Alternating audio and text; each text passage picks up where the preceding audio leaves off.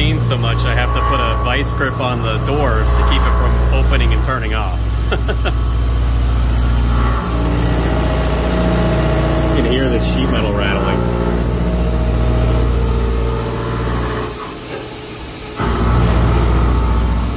There's a 60 thou depth of cut and a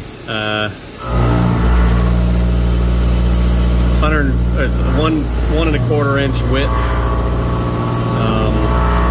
and then I think like 23 thou per tooth feed, and it's doing about 800 RPM right now on a 2-inch cutter. I think it's like 400 surface feet or something like that. Works pretty good. This is what the part looks like when it's done.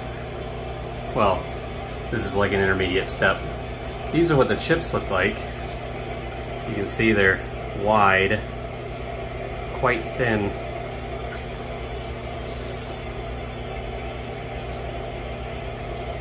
This is 304 stainless, so not the best material to try to cut, but it does a good job. This is what the inserts look like after they've been pounding on it like that.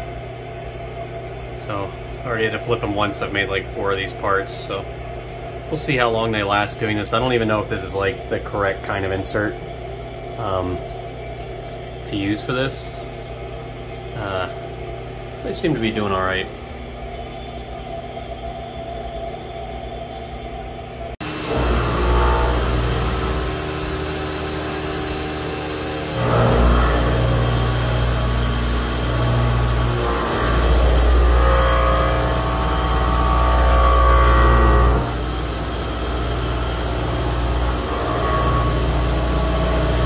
Like music.